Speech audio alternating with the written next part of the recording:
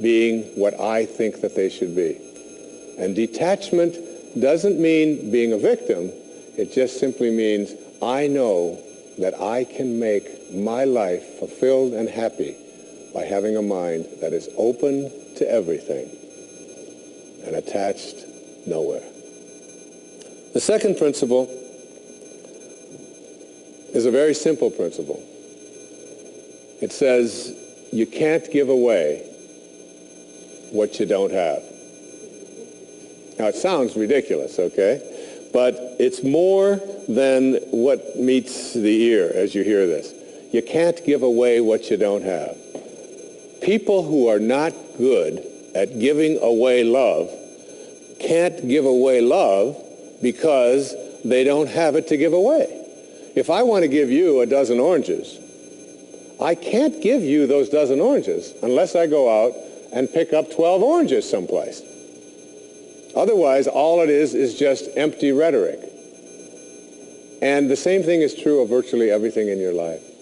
You can't give away love for others if you don't have love in here to give away. If what you have in here is contempt, if what you have in here is anger, if what you have in here is fear, then these are the things you're going to be giving away in your life. And I've often thought, and I really believe very strongly that there's a law, sort of a law in the universe. I call it the law of attraction. And the law of attraction is one that works like this. You get back from the universe, from the world, what it is that you put out there in the world. And if you're putting out there into the world that I am not worthy of attracting something beautiful into my life, that the universe will respond back to you with exactly that message. And there are people who come to me and who came to me for years when I had my own counseling practice and so on, and they would say to me, I just keep attracting the same kind of people, the same kind of events, the same kind of losers into my life. Why is that? Why do I keep doing that? And I keep attracting an absence of abundance. I just can't seem to attract abundance into my life. I'm always behind the eight ball. I'm never getting ahead. And I suggested to them, I said, did it ever occur to you that that's the very kind of message you're sending out to the world and out to the universe? That the ocean of abundance is there.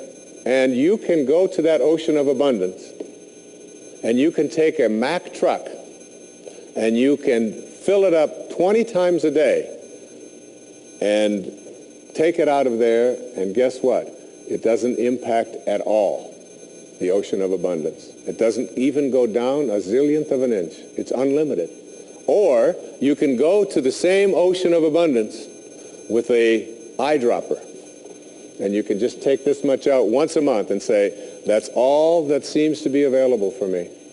And the interesting thing for me is that when people go to this ocean of abundance, this unlimited world, all that I have is thine, it says in the holy books. All that I have is thine. It's all there for you. But if you believe inside that it's limited, that you can only get so much, that other people are going to get it before you do, then you'll find yourself creating that very same thing. And the even more interesting part about this you can't give away what you don't have principle is that if your message to the universe is gimme, gimme, gimme, which is a lot of people's message to the universe. I want this from you. I want that from you. Please give me this. I have to have that. That's what their prayer is like. That's what their message is, and they say, I want this from the universe. Gimme, gimme, gimme. The universe's response back to that kind of a mentality is exactly the same. The universe will say right back to you over and over again, gimme, gimme, gimme.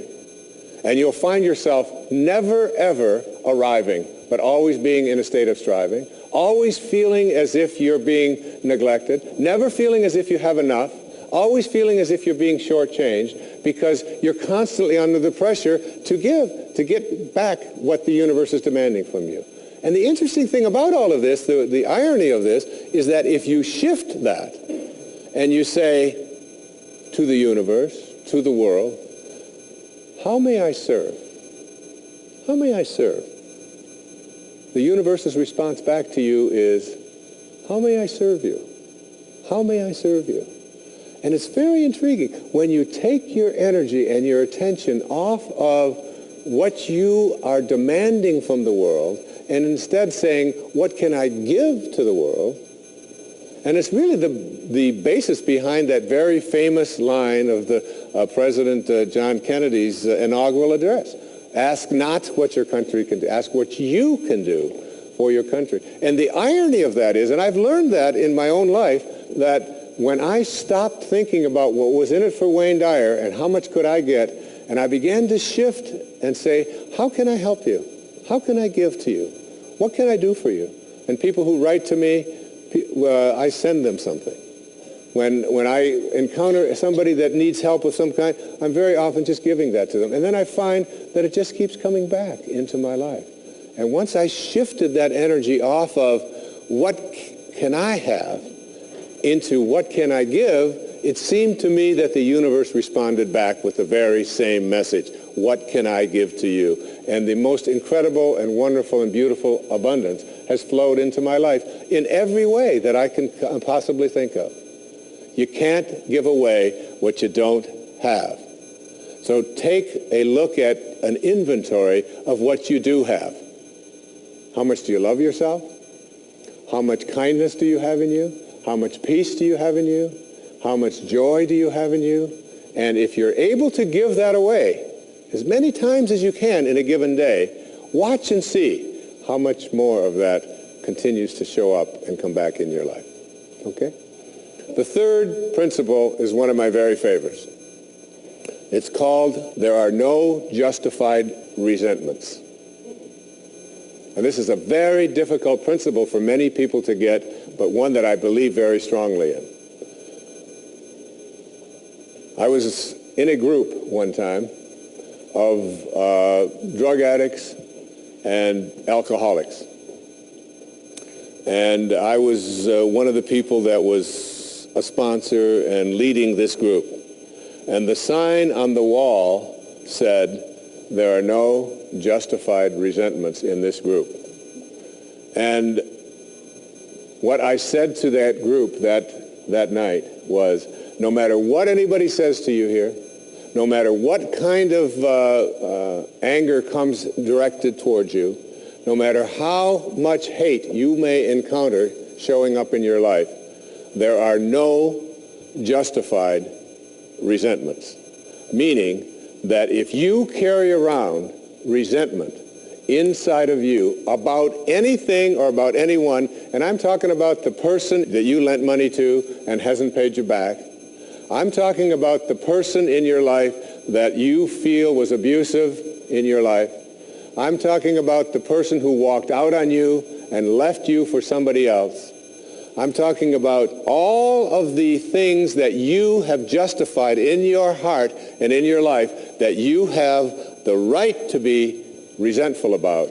And I'm suggesting to you that those resentments will always end up harming you and creating in you a sense of despair. I've often said that no one ever dies from a snake bite. The snake bite will never kill you. You cannot be unbitten. Once you're bitten, you're bitten. But it's the venom that continues to pour through your system after the bite that will end up destroying you. So now you have to take a look at all of the resentments that you may have in your life. And I'd like to suggest to you that I think there is a wonderful metaphor for this that I have created in my life for how to make this work. And I think that Regis Philbin is the one who's responsible for it, all right? My buddy Regis. There's a show called Who Wants to Be a Millionaire that has been popular all over the world. I'm in South Africa, it comes on, all right? I was in Australia, and they've got their own Australian version. And in Greece, they have the Greek edition of Who Wants to Be a Millionaire. And basically, this show has two levels that you have to get to. Now, the first level is the $1,000 level. And at the $1,000 level, you basically have to answer a question like, On your hand, you have some digits. Those digits on your hand are called your feet, your nose, your ears, your fingers. And everybody who ever goes on the show has this horrible dread that they're going to go out on one of those questions, right? So basically, in order to get to the $1,000 level, all you have to do is answer 5 pretty simple questions in order to get to the $1,000 level. Now, on this program, the $1,000 level for you in this metaphor means that you will leave with something if you get this. At least get this. This is the $1,000 level. You must send blame out of your life for any conditions of your life. Blame has to go. All right? Now, blame means if you're sitting there with a disease, you say, without guilt, it's mine, I take responsibility for it.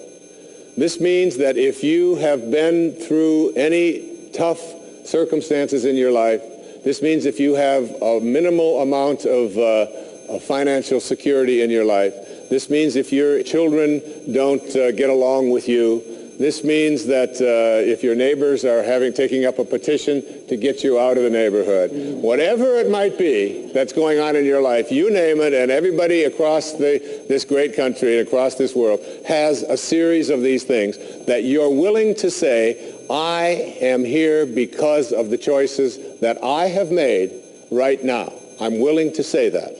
Even though it's difficult, and we know it's really not your fault. We know really there's a lot of people out there who are really bad, all right?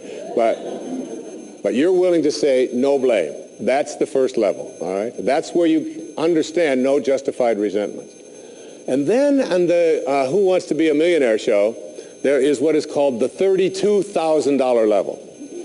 And the $32,000 level is not only an opportunity for you to walk away with a sizable amount of goodies, which you can walk away from tonight in this program, but it also is the door opener to multi-wealth. But you got to get to this in order to have an opportunity to move into these transcendent levels, all right? Millionaire spiritual status, all right? You got to get through these next 5 questions. And this $32,000 question, or level rather, comes to this. It came to me from a quotation that I used in the writing of A Spiritual Solution to Every Problem. I read a book that was written a couple of thousand years ago by Patanjali, the Yoga Sutras, the aphorisms of Patanjali. And one of those sutras, one of those aphorisms, observations that this brilliant man made almost 2,000 years ago, was this. He said, if you become steadfast in your abstentions of thoughts of harm directed towards others, all living creatures will cease to feel enmity in your presence. Now, this translates to blame, pretty basic. No more blame. I'm just not going to assign responsibility to other people for where I am, because now I have an opportunity to get rid of it. If I think someone else caused it, then I've got to wait for somebody else to change in order for me to get rid of it, and you might wait forever for that. But if I take responsibility for it, I can do something, including move on, which might be the most important thing to do. But at the higher level, when there are no justified resentments, what you are doing is what St. Francis did, Francesco. What you are doing is you are at a place where you are sending love in response to hate. You are literally saying, no matter what comes my way, I am going to be steadfast in my abstention of thoughts of harm directed toward others. I'm going to work hard at, no matter what comes my way, having it come out of me what I want to come out of me, and that is love, and that is a higher energy. And if you can get to that level, Patanjali said, All living creatures will cease to feel enmity in your presence. I have a little girl, a precious little girl. I have 6 precious girls and 2 precious sons, but I have a little girl who is almost 12. And she loves animals like no one I've ever met in my life. I mean, her whole life revolves around animals. And when we walk in the woods, butterflies avoid me, fly away from people around, and they come and they land right on her arm, and it happens all the time. All living creatures, she couldn't have a thought of harm directed towards any living creature, and Patanjali said to us, all living creatures will cease to feel fear or enmity or anger in the presence of those who can send love in response to hate. That's what I mean when I say there are no justified resentments. What I'd like to do, I'd like to share a little story here with you. It's a very tender story. It was sent to me by someone who sends me beautiful things in the mail. And I call it the Teddy story. And I'd like to read this to you, if I can do it without tearing up. And this story illustrates this as well as anything I've ever seen. There's a story many years ago of an elementary school teacher. Her name was Mrs. Thompson. As she stood in front of her 5th grade class on the very first day of school, she told the children a lie. Like most teachers, she looked at her students and said that she loved them all the same. But that was impossible because there in the front row, slumped in his seat, was a little boy named Teddy Stoddard. Mrs. Thompson had watched Teddy the year before and noticed that he didn't play well with the other children, that his clothes were messy and that he constantly needed a bath.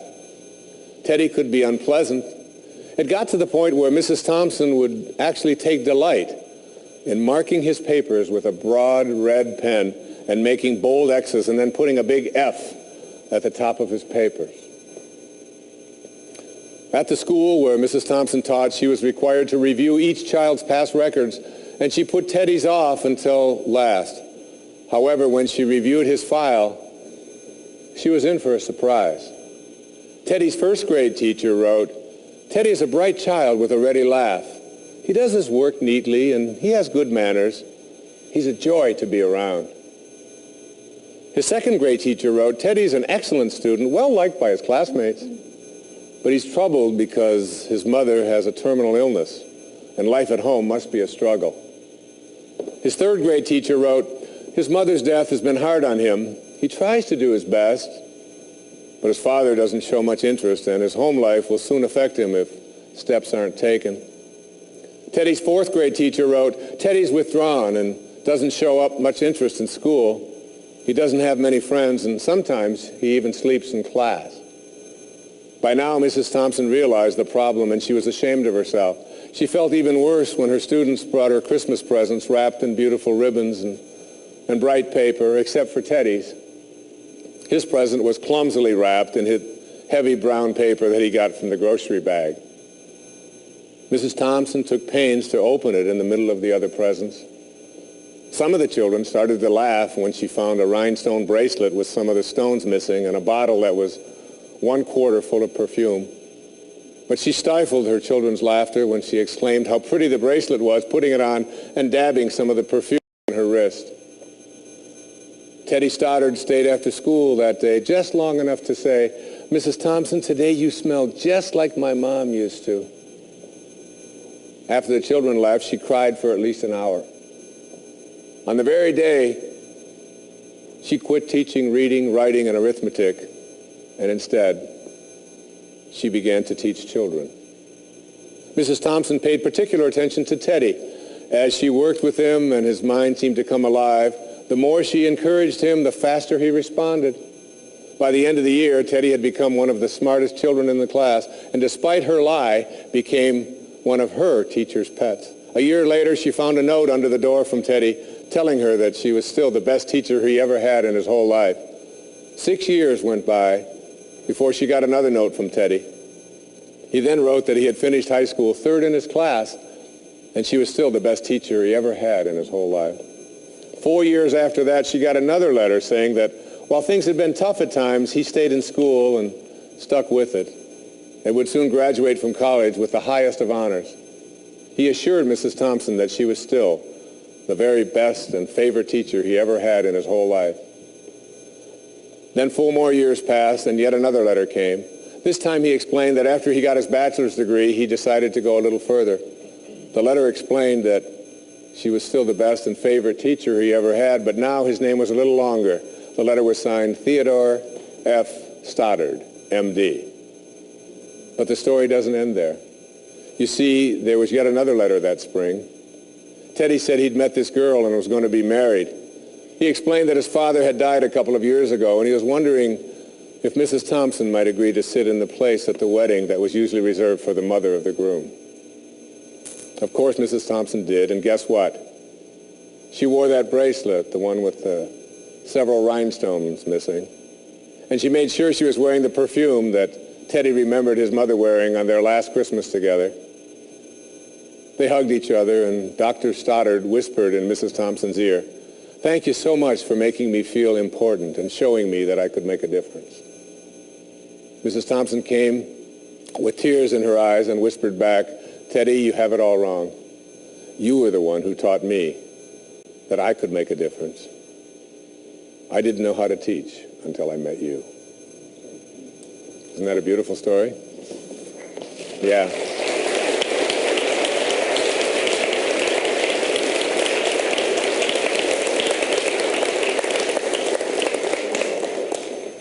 That symbolizes there are no justified resentments.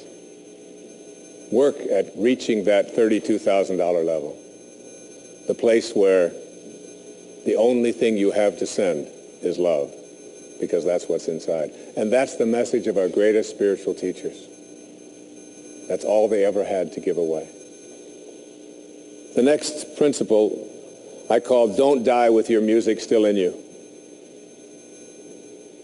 And who better to quote than Thoreau right here in Concord when he talked about some of us hear a different drummer, and we must march to the music that we hear. But all of you, everybody watching, everybody here in this beautiful parish, all of you have some music playing. And all of you have a heroic mission. There's no accidents in this universe. We all show up here